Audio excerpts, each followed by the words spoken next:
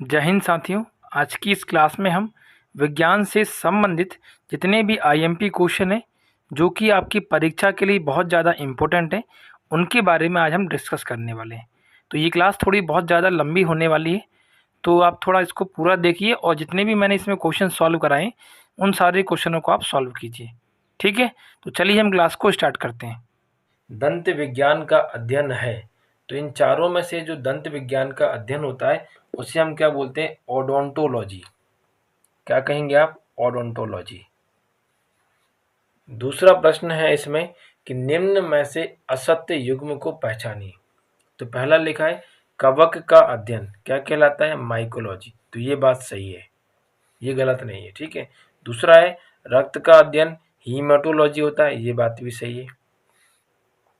तीसरा है पक्षियों का अध्ययन क्या है? ऑर्निथोलॉजी। तो ये बात भी क्या है? सही। तो लास्ट वाला बच गया, तो ये आंसर क्या हो जाएगा हमारा इसमें? गलत। तो इस प्रश्न का सही उत्तर क्या हो जाएगा? Option number D. इस वाले क्या हो जाएगा? Option number B. ठीक है, चलिए अब आगे बढ़ते हैं इसी में। अगला प्रश्न है कि किस वैज्ञानिक ने गामा किरण की खोज की थी? तो एक वैज्ञानिक है जिनका नाम है विलियर्ड बैकुलर। इन वैज्ञानिक ने किसको खोजा था? गामा किरण की खोज की थी। तो ऑप्शन नंबर ए इस क्वेश्चन का क्या हो जाएगा? सही आंसर हो जाएगा। ठीक है।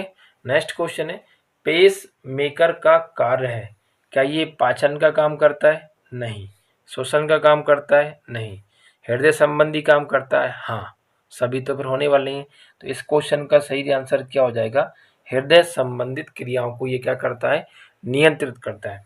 बेसिकली जो पेस मेकर होता है इसमें से इलेक्ट्रोमैग्नेटिक वेव निकलती हैं, विद्युत चुंबकीय तरंगें, और इसी विद्युतीय चुंबकीय तरंग की वजह से क्या करते हैं, हमारा जो हार्ट होता है वो रन करना शुरू करता है, क्योंकि यहाँ से उसको क्या मिलती है? पावर मिलती है, और उसी पावर से ये क्या करता है? अपनी प्रोसेस को पूरा आगे बढ़ाता है। ठीक है। अगला प्रश्न है कि मानव के आमाशय में कौन सा अम्ल उत्पन्न होता है? तो मानव के आमाशय में कौन सा अम्ल होता है? HCl, जिसे आप बोलते हैं हाइड्रोक्लोरिक अम्ल। अगला प्रश्न है मनुष्य की खोपड़ी में अस्थियों की संख्या कितनी होती है? तो मनुष्य की जो खोपड़ी होती है, पहली बात तो खोपड़ी की हड्डियों को कहा जाता है कपालीय, कपालीय अस्थि, और इसमें जो कुल हड्डियां होती हैं उनकी संख्या कितनी होती है? 8 होती है, और इनके नाम भी आप इसमें याद कर सकते हैं। फिलहाल में अभी हमें केवल प्रश्न पर गौर करना है कि संख्या कितनी होती है? 8 के बराबर। अगला प्रश्न है ब्लड प्रेशर को मापने वाला जो यंत्र होता है उसे अपन क्या कहते हैं? तो इसका नाम होता है स्फिग्नोमेनोमीटर।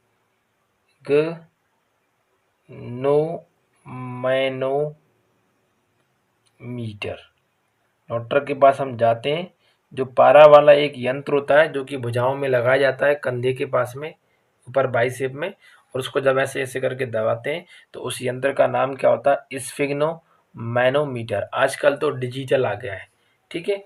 नेक्स्ट क्वेश्चन है पित्त रस का निर्माण किस अंग से होता है? तो इस प्रश्न का सही उत्तर होगा यकृत। यकृत को ही हम क्या कहते हैं? जिगर कहते हैं। इंग्लिश में इसको लीवर कहा जाता है। ठीक है। चलिए अगला प्रश्न पढ़ते हैं रक्त में पाई जाने वाली धातु का नाम क्या होता है? तो बेसिकली उस धातु का नाम क्या है? आयरन।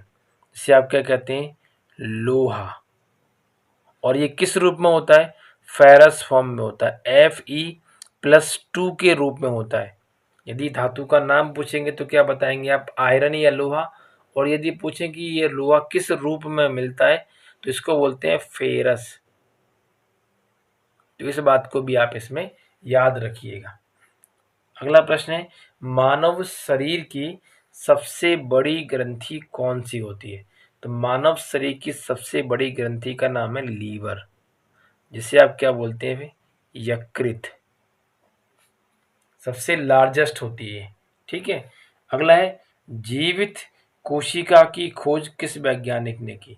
जो लिविंग सेल थी उसको किसने खोजा था? तो इनका नाम है एंटोनी वॉन ल्यूवेनहॉक, इन वैज्ञानिकों ने कौन सी कोशिका खोजा था? जीवित कोशिका। यदि आपका उत्तर रॉबर्ट हुक है तो रॉबर्ट हुक ने मरी हुई कोशिका को खोजा था, और यहाँ प्रश्न है जीवित कोशिका की खोज किस वैज्ञानिक ने तो की? तो आंसर होगा एंटोनी वॉन ल्यूवेनहॉक। और ये जो कोशिका खोजी गई थी, ये तालाब के पानी में खोजी गई थी, तालाब के पानी में। तो इस बात को भी आप इसमें याद रखिएगा। अगला प्रश्न है, बच्चे के लिंग का निर्धारण किसके गुणसूत्र से होता है? तो इसमें प्रश्न का जो उत्तर होगा वह क्या होना चाहिए? क्या केवल माता के गुणसूत्र से होगा, या केवल पिता के गुणसूत्र से होगा, या फिर दोनों के गुणसूत्र से होगा? बेसिकली जब बच्चे का जन्म होता है तो उसके लिए माता और पिता दोनों का होना जरूरी है, क्योंकि किसी एक गुणसूत्र से बच्चे का जन्म नहीं होता है। तो इसमें आंसर आएगा माता और पिता, दोनों के गुणसूत्र जब आपस में मिलते हैं तो उसी से बच्चे के क्या होता है? लिंग का निर्धारण किया जाता है। तो इस बात को आप इसमें याद रखिएगा। ठीक है, अगला प्रश्न है, उत्कृष्ट गैस या आदर्श गैस है? तो जो हमारी आवर्त सारणी है, मेंडलीफ के द्वारा जो बताई गई है, हमारी जो आवर्त सारणी है उसका जो 18वें नंबर का क्या है? समूह है या कॉलम है 18वें नंबर का, जिसमें कुछ गैसें रखी गई हैं। जैसे मैं गैसों के नाम लिख देता हूँ, helium, neon, argon, krypton, xenon, radon. तो ये जितनी भी मैंने ये गैसें लिखी हैं, ये 18वें समूह में रहती हैं, और इन सभी गैसों को ये अपन क्या बोलते हैं? आदर्श गैस कहते हैं। और इन सभी गैसों में से ये जो आर्गन गैस होती है, इसी का प्रयोग हम विद्युत बल्ब में प्रयोग करते हैं। ठीक है, चलिए अगले क्वेश्चन की बात करते हैं। अगला क्वेश्चन है, भाप अंगार गैस किसका मिश्रण होता है? तो जो भाप अंगार गैस होती है, यह मुख्य रूप से धुआं और हाइड्रोजन गैस का मिश्रण होता है। धुआं मतलब होता है कार्बन मोनोऑक्साइड, और हाइड्रोजन गैस का मतलब होता है H2 गैस। तो इन दोनों को यदि आप जोड़ देते हैं तो कौन सी गैस बन जाती है? भाप अंगार गैस का क्या बन जाता है? मिश्रण बन के तैयार हो जाता है। अगला है, हरित गृह गैस, जो ग्रीन हाउस गैसेस होती हैं वो कौन कौन सी होती हैं? तो इसमें आएगा आपका आंसर कार्बन डाइऑक्साइड होती है मुख्य रूप से, साथ में सल्फर डाइऑक्साइड होती है, और साथ में क्या होती है? मीथेन गैस होती है। तो यदि ऑप्शन में दिए हुए सभी गैसें तो आंसर ऑल होगा। यदि इनमें से कोई एक भी मान आपको यदि ऑप्शन में मिल जाएगा तो ये सभी की सभी गैसें क्या कहलाती हैं? आपकी हरित गृह गैसें कहलाती हैं, जो कि हमारी एटमॉस्फेयर को बहुत ज़्यादा क्या करती हैं? पॉल्यूटेट करती हैं। ठीक है, नेक्स्ट क्वेश्चन है, ग्लोबल वार्मिंग के लिए उत्तरदायी होता है? तो ग्लोबल वार्मिंग होता क्या है? हमारे वायुमंडल का जो तापमान है उसके तापमान में यदि वृद्धि हो रही है तो उसी का नाम क्या होता है? ग्लोबल वार्मिंग होता है। तो ग्लोबल वार्मिंग के लिए methane gas plus carbon dioxide gas और जो जल वाष्प होता है, ये तीन चीज़ें क्या होती हैं? इसके लिए बहुत ज़्यादा रिस्पॉन्सिबल होती हैं। तो इनके लिए जो उत्तरदायी कारक हैं वो कौन कौन से हैं? मीथेन, कार्बन डाइऑक्साइड, और तीसरा क्या आएगा? जल वाष्प। तो इस बात को आप इसमें याद रखिए। अगला प्रश्न है इसमें कि इलेक्ट्रॉनिक जो बल्ब होता है, विद्युतीय जो बल्ब होता है, उसमें किस प्रकार के कांच का प्रयोग होता है? तो ये जो कांच होता है इसमें कौन सा होता है? फ्लिंट कांच। कौन से वाले कांच का प्रयोग करते हैं ये लोग? फ्लिंट कांच के, जो कि ना तो ज़्यादा मजबूत होता है और ना ही ज़्यादा कमजोर होता है। तो इस बात को आप इसमें याद रखिए। अगला प्रश्न है, ग्रेफीन होता है? तो ग्रेफीन एक प्रकार का जो कार्बन होता है उसका छोटा रूप होता है। मतलब छोटा कितना? नैनो पार्टिकल, मतलब 10 की घात -9 मीटर के बराबर होता है।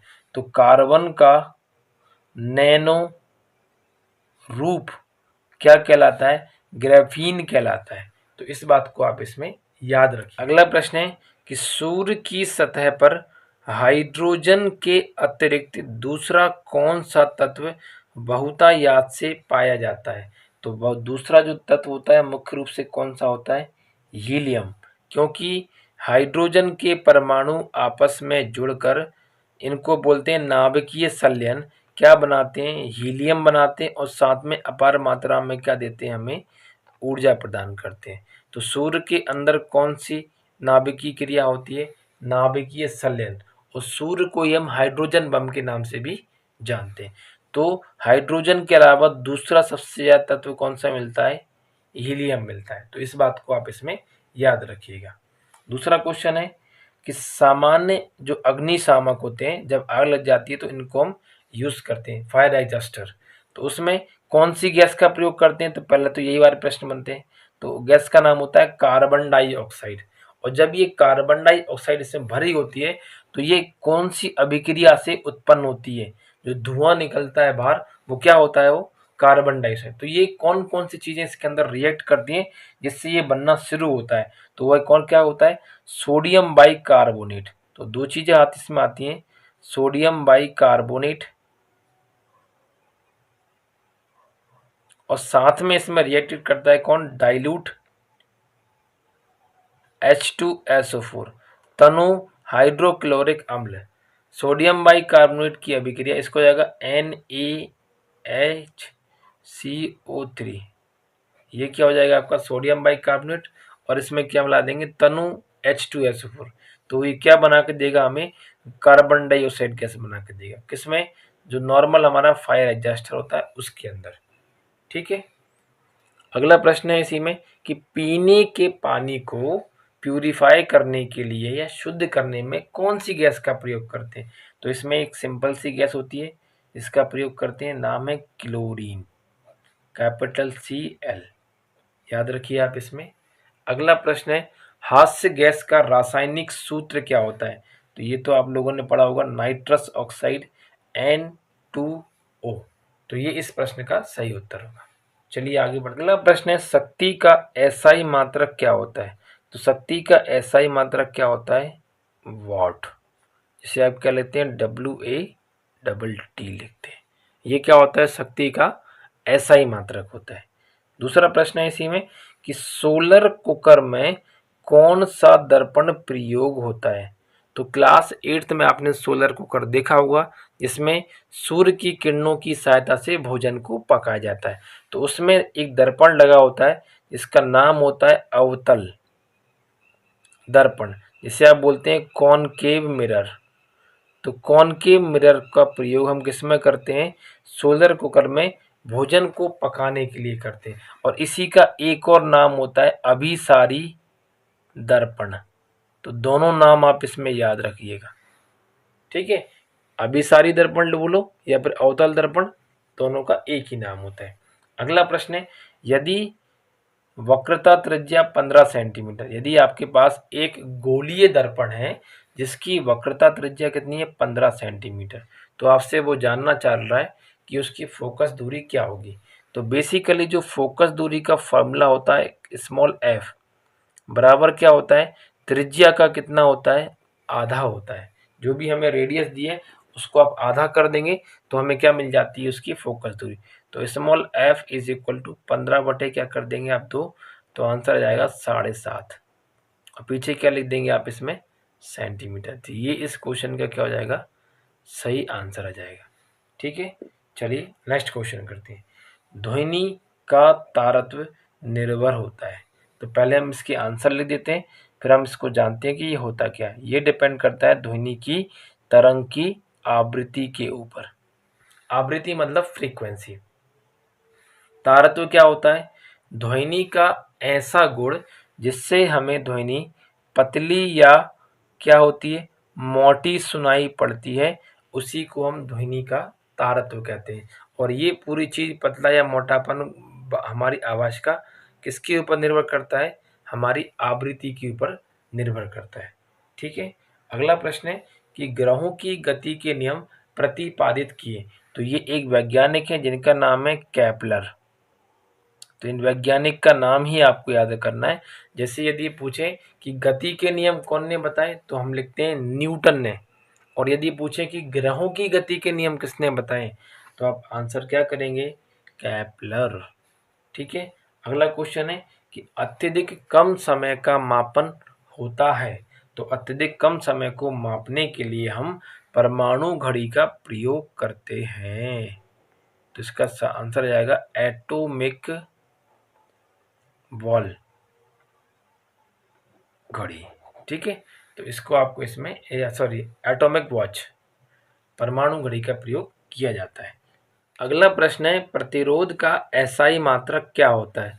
तो प्रतिरोध का जो एसआई मात्रक होता है वह क्या होता है, ओम होता है, और इसका संकेत होता है इस प्रकार से। ठीक है, इसके बाद है कि वायुमंडलीय दाब का मान पृथ्वी पर सबसे ज्यादा किस स्थान पर होता है। तो ये स्थान कौन सा होता है हमारा, समुद्री तल, जो सी लेवल होता है इसके ऊपर वायुमंडल का जो दबाव होता है वह सर्वाधिक लगता है। तो इस बात को आप इसमें याद रखेंगे। अगला है अवरक्त लाल तरंग की खोज किसने की। तो अवरक्त लाल तरंग की खोज का श्रेय जाता है विलियम हर्शेल को। किसको जाता है, विलियम हर्शेल को। तो इसको आप इसमें याद रखिए। अभी प्रारंभ में एक क्वेश्चन आया था एक्सरे का, तो वो खोजा गया था किसने, बैकुलर ने, और हर्शेल ने किसको खोजा है, अवरक्त लाल रंग की तरंग को। अगला है ऊष्मा का प्रवाह सदैव होता है। तो ऊष्मा का प्रवाह हमेशा उच्च तापमान से लेके कहाँ होता है, निम्न तापमान की ओर, निम्न तापमान की ओर। और जब तापमान पूरे निकाय का एक जैसा हो जाता है तो ऊष्मा का जो स्थानांतरण या जो प्रवाह होता है वह रुक जाता है। ठीक है, आगे है इसी में कि चुंबकीय क्षेत्र की जो तीव्रता होती है उसका एसआई मात्रक क्या होता है। तो चुंबकीय क्षेत्र की तीव्रता का एसआई मात्रक होता है क्या, टेस्ला। तो इस बात को भी आप इसमें याद रखेंगे। आगे है एंटी एसिड के रूप में प्रयोग करते हैं। तो जब हमारे पेट में एसिडिटी बढ़ जाती है तो एंटी एसिड के रूप में हम यूज़ करते हैं MgOH का होल ट्वाइस, जिसे आप बोलते हैं मैग्नीशियम हाइड्रोक्साइड। इसी को हम बोलते हैं क्या, मिल्क ऑफ मैग्नीशिया, और इसका रंग होता है दूध के समान सफ़ेद, इसलिए इसको बोलते हैं अपन मिल्क ऑफ मैग्नीशिया। इतना आप इसमें याद रखेंगे। अगला है कि ग्लूकोज में कार्बन, हाइड्रोजन और ऑक्सीजन का जो अनुपात होता है। अच्छा, ये क्वेश्चन दिख नहीं रहा आप लोगों को, चलिए थोड़ा नीचे कर लेते हैं इसको, फिर से पढ़ लेते हैं। ग्लूकोज में कार्बन, हाइड्रोजन और ऑक्सीजन का अनुपात क्या होता है। तो पहले तो ग्लूकोज का आप लिखें सूत्र C6H12O6। तो इसमें आप बताएं मुझे कार्बन की संख्या कितनी है, 6, अनुपात लगा लें। हाइड्रोजन कितना है, 12, फिर अनुपात लगा लें। ऑक्सीजन कितना है, 6। इन सबको कर दो आप सिंप्लीफाई, 1:2:1। तो ये इसका क्या आ जाएगा, हमारा आंसर आ जाएगा। उसके बाद है नेक्स्ट प्रश्न कि प्राथमिक रंगों के नाम हैं। तो एक ट्रिक के माध्यम से आप इनको पढ़ लो। ट्रिक क्या है, नहला, ना से नीला, हा से हरा, ला से लाल। तो इन 3 रंगों को हम एक साथ क्या बोलते हैं, प्राथमिक रंग कहते हैं। ठीक है, कि रॉकेट किस सिद्धांत पर कार्य करता है, ये आता है हमारे न्यूटन के तृतीय नियम में। तो इसका आंसर क्या हो जाएगा, न्यूटन का जो तीसरा वाला नियम होता है वो हमें किसके बारे में बताता है, रॉकेट के सिद्धांत के बारे में। तो इसमें आप लिख दिए ना, न्यूटन का तीसरा नियम। इसको हम अगली कक्षा में पढ़ेंगे। आगे है कि वेग में परिवर्तन की दर क्या कहलाती है। तो वेग में परिवर्तन की दर को हम क्या पढ़ते हैं, त्वरण कहते हैं। अगला है बल की परिभाषा को कौन सा नियम बताता है। तो बल की परिभाषा के बारे में जो गति का प्रथम नियम है, या न्यूटन की गति का जो प्रथम नियम है वह इसको परिभाषित करता है। आगे है प्रक्षेप गति का पथ कैसा होता है। तो प्रक्षेप गति का जो पथ होता है वह परवलयाकार होता है। कैसे होता है, परवलयाकार। अगला प्रश्न है कि चलती हुई बस में अचानक ब्रेक लगने पर आगे की ओर गिरना किस नियम का उदाहरण है? तो ये भी आंसर क्या होगा? जड़त्व का नियम। इसी को हम बोलते हैं न्यूटन की गति का पहला नियम। ठीक है। अगला प्रश्न दिया है कि दूरी व विस्थापन ज्ञात करें। ये हमारा प्रारंभिक बिंदु है। ऐसे करके एक व्यक्ति इस पे यात्रा करता है और कहाँ पहुँचता है? इसके अंतिम बिंदु पे। तो मैंने आपको पीछे पढ़ाया है इसमें कि दूरी क्या होती है? अधिकतम लंबाई होती है। पहले ऊपर जाएगा 1, फिर जाएगा वो 3, फिर वापस आएगा वो 1, फिर 3 जाएगा, फिर 1 जाएगा, फिर 3 जाएगा, फिर 1 जाएगा। कहने का मतलब यहाँ से ऐसे ऐसे ऐसे करके सभी दूरियों को आप आपस में जोड़ दीजिए। तो 1 कितनी बार आ रहा है? 1, 2, 3, 4। 3 कितनी बार आ रहा है? 1, 2, 3। तो 3 तिरका 9 और 4 कितना हो गया हमारा? 13 सेंटीमीटर। तो ये इसकी क्या कहलाएगी? दूरी कहलाएगी। अब हम इसमें जानते हैं कि विस्थापन कैसे निकालते हैं। प्रारंभिक बिंदु को यदि हम अंतिम बिंदु से सीधा ऐसे मिला दें तो मिलाने के बाद जो भी उसकी लंबाई निकलेगी वह क्या कहलाएगा? उसका विस्थापन कहलाएगा। तो यहाँ से यहाँ तक की दूरी निकालने पूरी। ये वैल्यू कितनी है? इतनी 3। ये कितनी हो गई? 3। और ये भी कितनी है? 3। 3 3 3 तो वैल्यू कितनी आएगी? 9 सेंटीमीटर। तो ये इसका क्या कहलाएगा? विस्थापन कहलाएगा। ठीक है। ये अधिकतम लंबाई हो गई और ये क्या होगी? इसकी न्यूनतम लंबाई। अगला प्रश्न है कि त्वरण का एसआई मात्रक क्या होता है? त्वरण का एसआई मात्रक होता है मीटर अपॉन सेकंड स्क्वायर, या हम इसे एक तरीके से और लिख सकते हैं इस पावर को ऊपर ले जाकर। अगला है 1 न्यूटन में कितनी डायन होती है? तो 1 न्यूटन में 10 की घात 5 क्या होती है?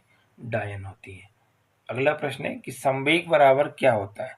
तो किसी भी वस्तु का जो द्रव्यमान होता है, यदि हम उस द्रव्यमान में वेग का गुणा कर दें तो इन दोनों का जो गुणनफल होता है वह संवेग के बराबर कहलाता है। अगला प्रश्न है इसमें कि ओडोमीटर यंत्र से क्या मापा जाता है? तो वाहनों के पहिए के द्वारा तय की जाने वाली जो दूरी है उसको मापने वाला जो यंत्र होता है उसी को हम किससे नापते हैं? ओडोमीटर से। या ओडोमीटर की सहायता से हम वाहनों के पहिए के द्वारा तय की गई दूरी को मापते हैं। जो वाहनों में आप रीडिंग देखते हैं वो कौन बताता है हमको? ओडोमीटर बताता है। तो तय की गई दूरी का मापन इसकी सहायता से किया जाता है। ठीक है। धावन मशीन कार्यकारी सिद्धांत है। धावन मशीन मतलब कपड़े धोने की जो मशीन होती है वो कौन से वाले बल पर काम करती है?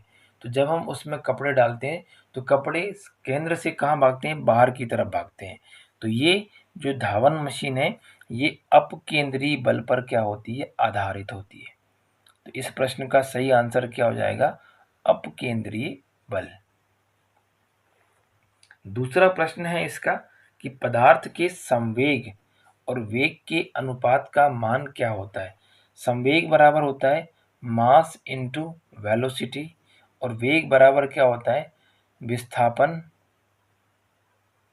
बटे समय। या फिर इसको आप वेग ही लिखा रहने दीजिए।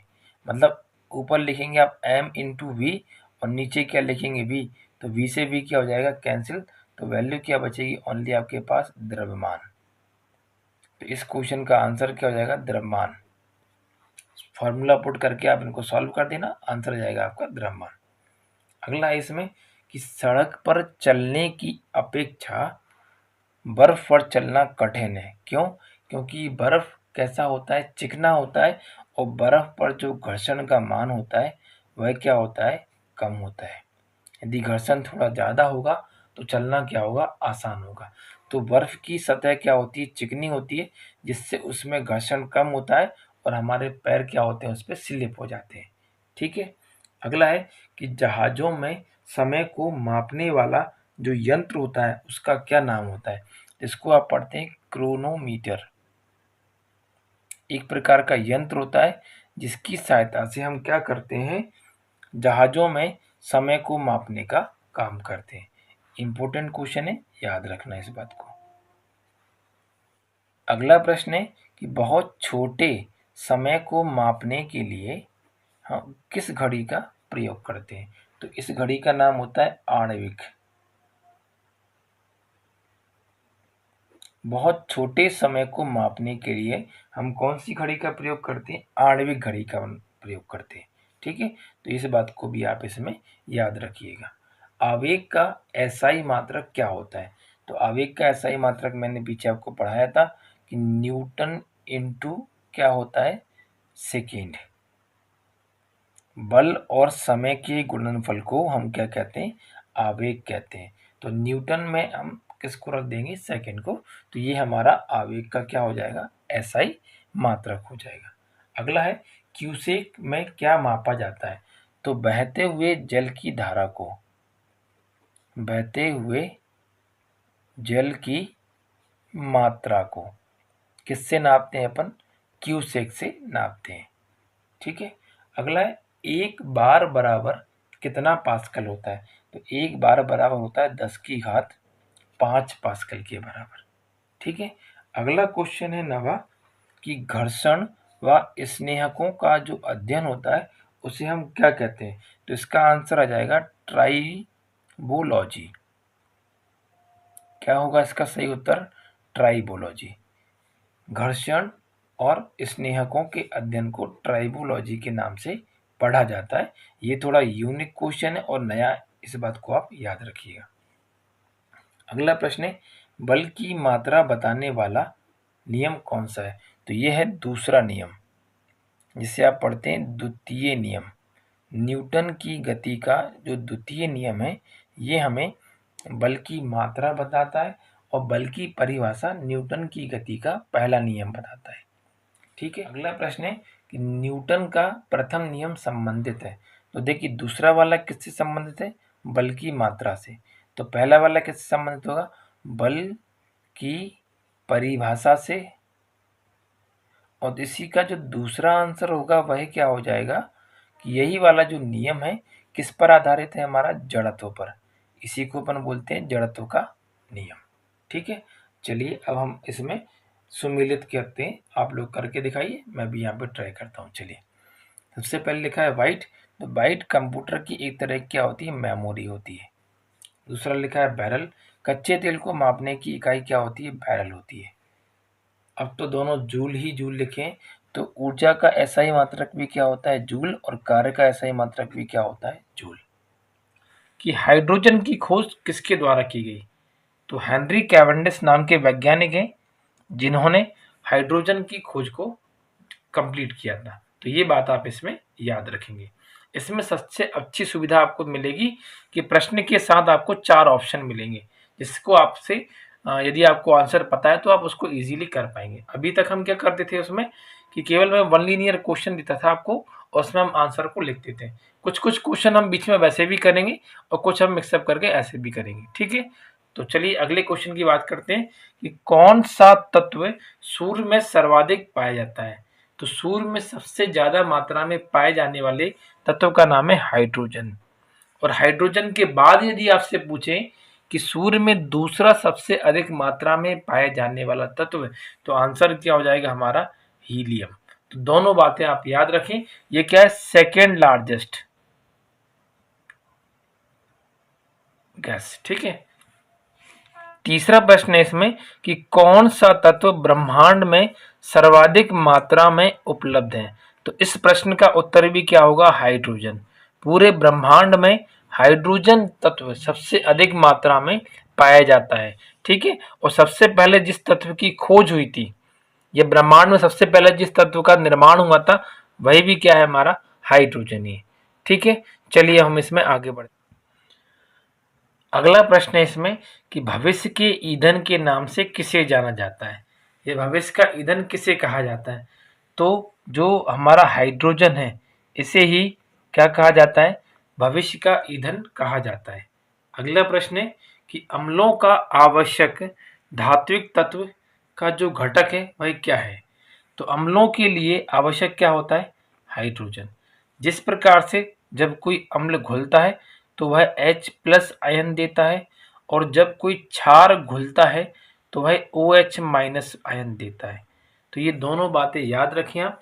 कि अम्लों का जो आवश्यक तात्विक घटक है वही क्या है, हाइड्रोजन, और क्षारों का क्या है, OH-1, जिसे अपन क्या बोलते हैं, हाइड्रोक्साइड। ठीक है। अगला प्रश्न है कि हाइड्रोजन के समस्थानिकों की संख्या कितनी होती है। तो इस प्रश्न का उत्तर होगा 3, और तीनों के नाम क्या है, प्रोटियम, ड्यूटीरियम और ट्राइटियम। देखिए पहले तो ये जान लीजिए आप कि समस्थानिक क्या होता है। कोई भी हमारे पास परमाणु है और उस परमाणु में यदि इलेक्ट्रॉनों की संख्या, प्रोटॉनों की संख्या और उसकी जो परमाणु क्रमांक है उसकी संख्या क्या हो जाए, समान हो जाए।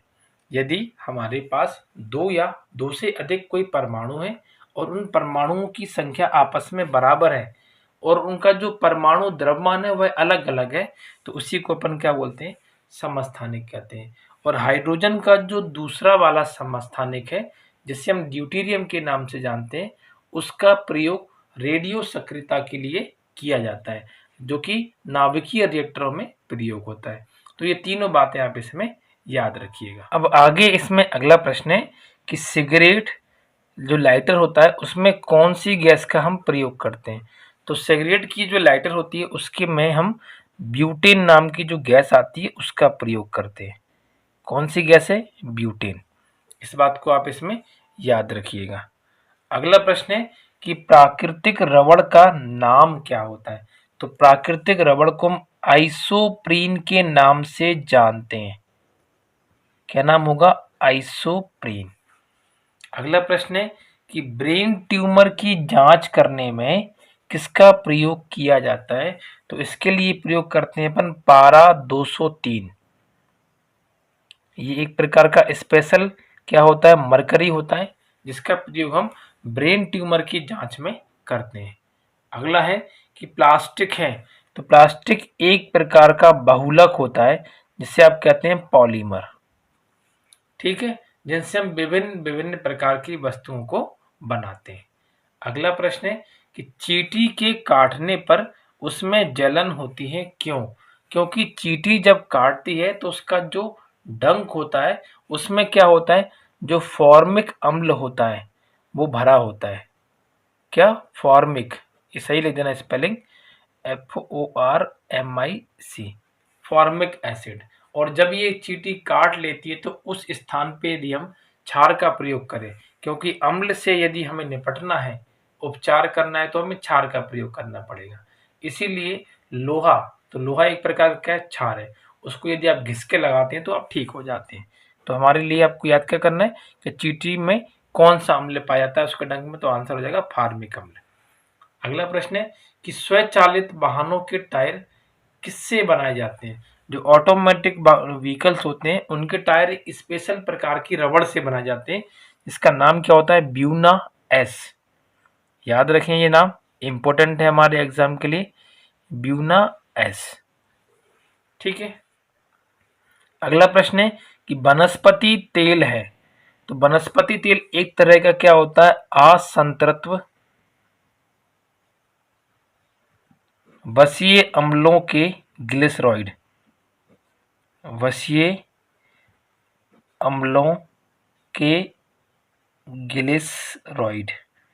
तो याद रखिएगा आप इसको कि जो वनस्पति तेल होता है वो किससे मिलता है, असंतृप्त वसीय अम्लों के ग्लिसरॉइड से इसका प्रयोग होता है। अगला प्रश्न है हमारा कि किसी भी धातु को काटने के लिए या उस धातु को जोड़ने के लिए हम किसका प्रयोग करते हैं। तो इसका आंसर हो जाएगा एसीटिलीन। क्या होगा आंसर, एसीटिलीन। याद रखिएगा आप इसको। ठीक है। अब आगे अगला क्वेश्चन है कि कच्चे फलों को पकाने के लिए प्रयोग करते हैं। तो इस क्वेश्चन का आंसर हो जाएगा इथिलीन। एथिलीन की सहायता से हम कच्चे फलों को जल्दी पका लेते हैं। अगला प्रश्न है कि सिरका किसका जलीय विलयन होता है। तो सिरका जो होता है यह एसिटिक अम्ल का जलीय विलयन होता है। किसका होता है, एसिटिक अम्ल का। नेक्स्ट है मार्स गैस है।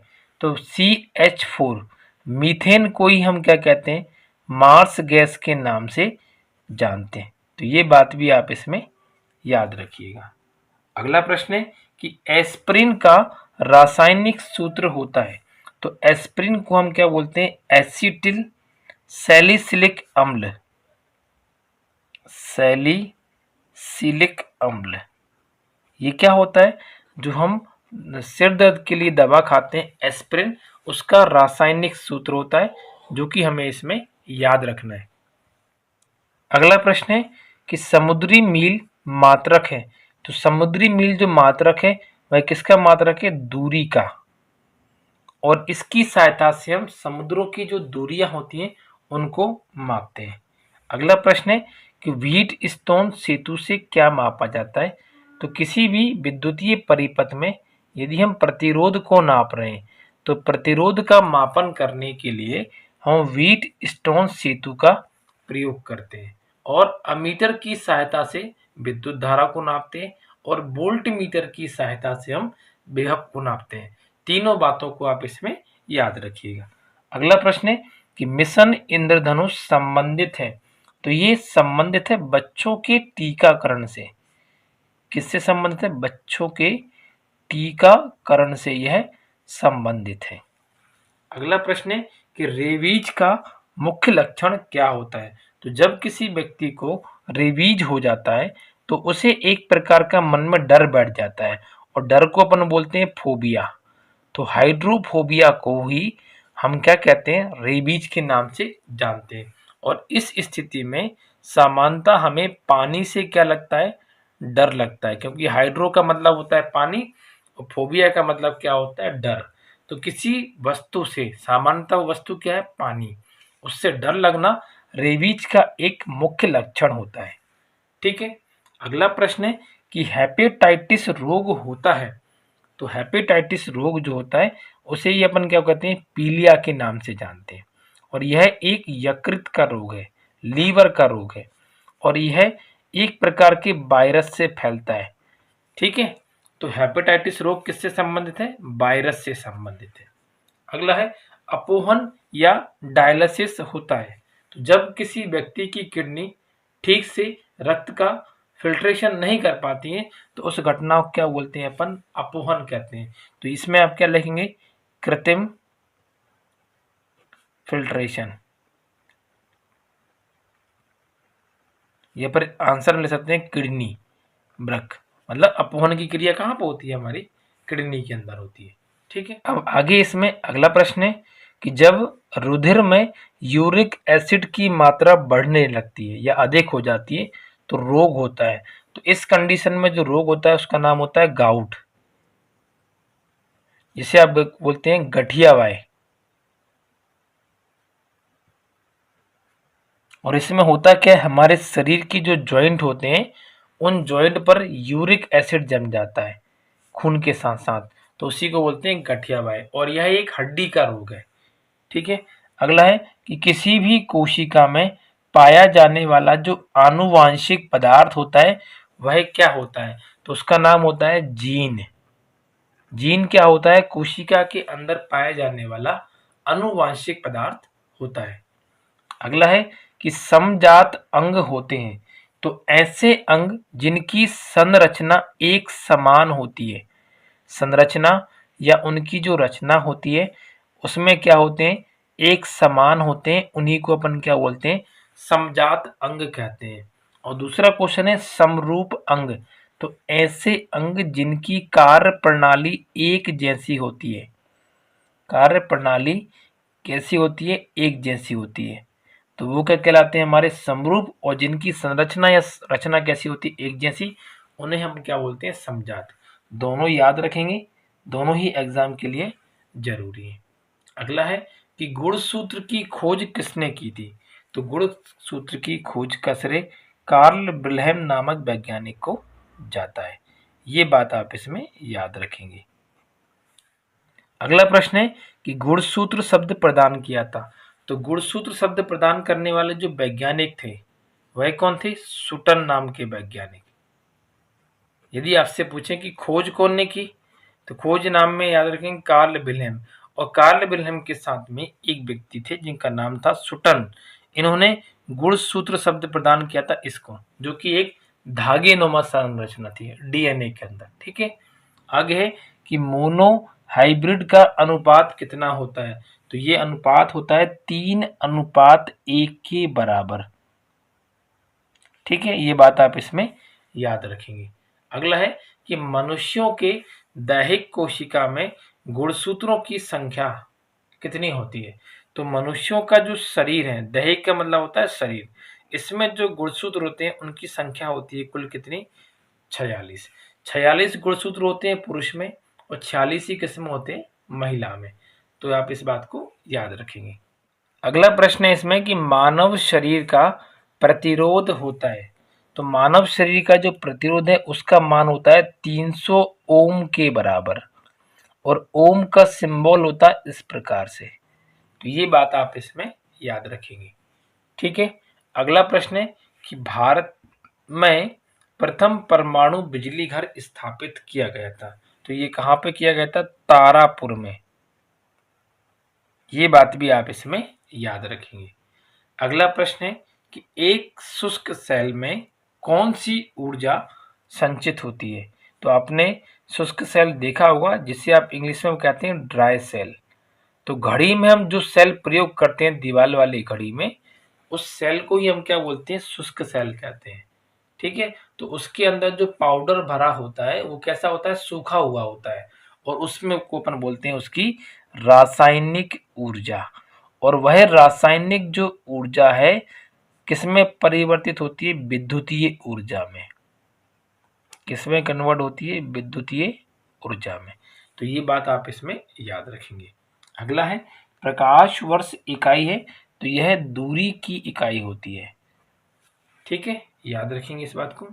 अगला बिंदु है कि पृथ्वी का वह स्थान जहां गुरुत्वीय त्वरण का मान क्या होता है, सबसे ज्यादा होता है। तो ये हमारी है पृथ्वी, ये है हम पृथ्वी के ध्रुव, और ये है कौन, पृथ्वी का भूमध्य रेखा। तो ये ध्रुव हो गए और ये वाला ध्रुव हो गया, ये नॉर्थ वाला हो गया और साउथ वाला।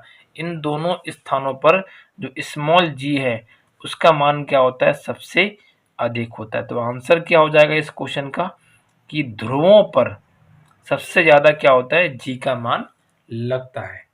ठीक है, अगला प्रश्न है कि रडार यंत्र किस क्षेत्र में कार्य करता है।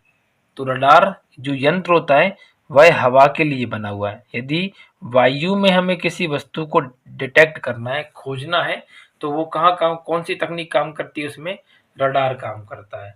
और रडार का जो फुल फॉर्म होता है वह क्या होता है, रेडियो डिटेक्शन एंड रेंजिंग। जितने भी प्रकार के हवाई जहाज होते हैं, वायु में चलने वाले वाहन होते हैं, उन सभी में इस तकनीक की सहायता से जो दूरियां होती हैं एक वाहन से दूसरे वाहन की हवा में, उसको पता लगाया जाता है। और वायु सेना के द्वारा भी इसका प्रयोग किया जाता है। अगला क्वेश्चन है इसी में कि वातावरण की सबसे गर्म परत कौन सी होती है। तो वातावरण में अलग अलग स्तर की परतें होती हैं, जैसे क्षोभ मंडल, संताप मंडल, बहिर्मंडल, थर्मोमंडल। ठीक है, तो इन सभी अलग अलग परतों में से जो थर्मोस्फीयर होता है वह क्या होता है, सबसे ज्यादा गर्म होता है। इस बात को आप इसमें याद रखेंगे, ये क्वेश्चन हमारे एग्जाम के लिए जरूरी है। ठीक है, अगला क्वेश्चन है कि अमीटर यंत्र से नापते हैं। तो अमीटर जो यंत्र होता है इसकी सहायता से हम विद्युत धारा को नापते हैं। क्या नापते हैं, विद्युत धारा को। और एक बात और आप याद रखेंगे कि किसी भी अमीटर का जो प्रतिरोध होता है वह हमेशा क्या होता है, शून्य के बराबर होता है। और जो अमीटर होता है वह कैसा होता है, एक आदर्श अमीटर। ये बात लिख लेना आप ध्यान से कि किसी भी विद्युतीय परिपथ में लगे आदर्श अमीटर का जो प्रतिरोध होता है उसका मान कितना होता है। तो आंसर क्या लिखेंगे आप, शून्य के बराबर होता है।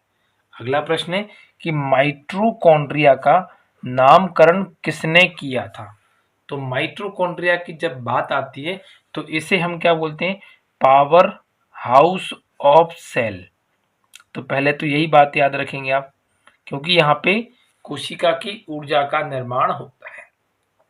दूसरी बात है माइटोकॉन्ड्रिया को ही हम सूत्रकणिका के नाम से जानते हैं।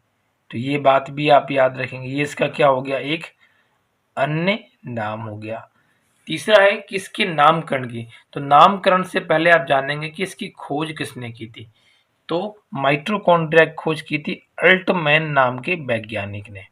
और जो ये नाम दिया था वो किसने दिया था, नाम दिया था बेंडा नामक वैज्ञानिक ने।